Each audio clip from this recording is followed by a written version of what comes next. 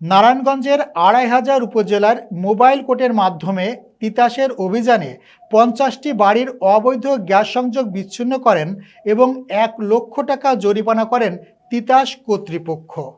Senior staff reporter Liton বিশ্বাস জানান, মঙ্গলবার সকাল থেকে বিকেল পর্যন্ত অভিযান চালিয়ে সত্যবান্দি বাগানবাড়ি এলাকায় ৪টি স্পটে ৫০টি বাড়ির ৬০টি চুলার অবৈধ গ্যাস সংযোগ বিচ্ছিন্ন করেন ও মেসার্স ঐশী ডাইংয়ের অবৈধ গ্যাস সংযোগ বিচ্ছিন্ন করেন।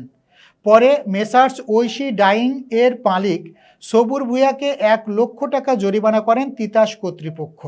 এ সময় নারায়ণগঞ্জ জেলা প্রশাসকের কার্যালয় সহকারী কমিশনার ও নির্বাহী ম্যাজিস্ট্রেট শাহরিয়ার পারভেজ ও ২৫০০ জোনের ম্যানেজার প্রকৌশলী রায়হান কবির, উপসহকারী প্রকৌশলী শাহিনুজ্জামান এদের নেতৃত্বে অভিযান পরিচালনা করেন।